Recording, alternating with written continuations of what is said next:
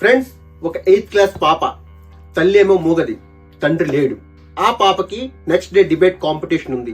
Topic ఏంటంటే leadership qualities పైన మాట్లాడాలని చెప్పేసి పరుగున ఇంటికి వస్తుంది, తలుపు కొడుతుంది. అమ్మ తలుపు తీస్తుంది. ఆ మూగ తల్లికి తను అడుగుతుంది, అమ్మ రేపు కాంపిటీషన్ ఉంది, లీడర్షిప్ కోసం నేను మాట్లాడాలి, ఏం మాట్లాడాలో నువ్వు నాకు చెప్పు అని అన్నది.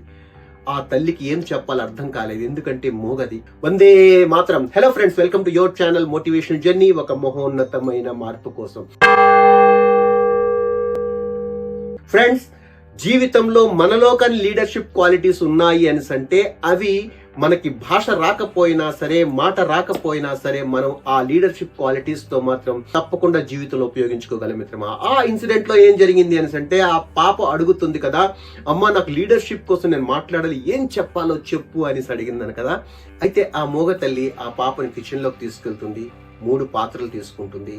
3 పాత్రల్లో కూడాను సరి సమానంగా వాటర్ నింపుతుంది. ఆ 3 పాత్రలో ఒక పాత్రలో ఆలుగడ్డలు అంటారు కదా, పొటాటో, అవి వేస్తుంది. ఒక పాత్రలో ఎగ్స్ వేస్తుంది. ఇంకో పాత్రలో కాఫీ బీన్స్, కాఫీ గింజలు 4 వేస్తుంది అనమాట. వేసేసి ఆ 3 కూడాను గ్యాస్ పైన పెట్టి మరగబెట్టడం ప్రారంభిస్తుంది అనమాట. ఆ వేడిలో కాస్త మరుగుతూ వచ్చిన తర్వాత ఆ గ్యాస్ ని ఆపేస్తుంది. ఫస్ట్ ఆలుగడ్డలు తీస్తుంది, ఇలా ప్రెస్ చేసి చూపిస్తుంది అనమాట.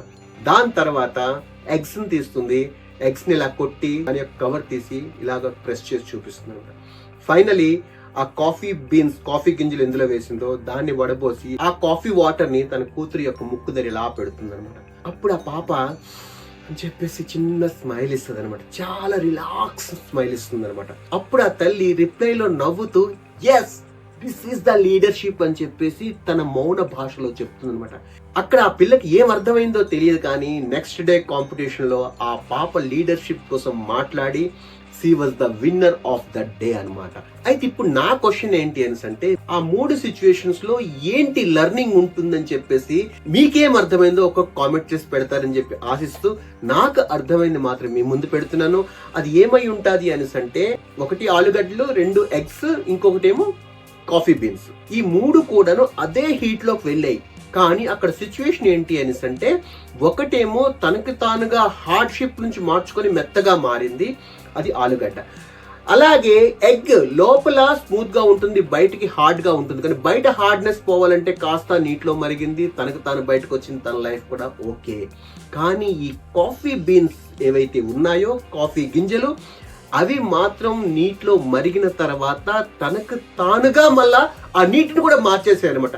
లీడర్షిప్ క్వాలిటీ అంటే ఏంటో కాదు, ప్రతి ఒక్కరికి జీవన ప్రయాణంలో సంఘర్షణ అంటూ ఉంటుంది. ఎన్నో ఛాలెంజెస్ ఫేస్ అవ్వాల్సి ఉంటుంది, ఎన్నో ప్రాబ్లమ్స్ ఫేస్ అవ్వాల్సి ఉంటుంది.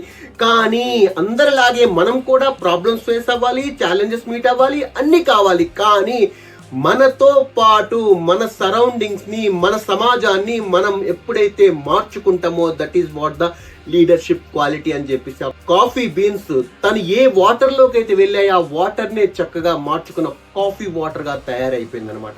అందుకని చెప్పేసి నాకు ఇది అర్థమైంది. సో ఫ్రెండ్స్, మీకు ఏం అర్థమైందో చెప్తారని ఆశిస్తూ, మీరందరూ కూడా ఈ ప్రపంచంలో అన్ని సంఘర్షణలు ఎదుర్కొంటూ ఈ సమాజం కోసం, ఈ దేశాని కోసం, ఈ ప్రపంచాని కోసం మీ యొక్క జీవితం ఉపయోగపడాలని ఆశిస్తూ, thank you very much for your valuable time. Bharat Mata కీ జై.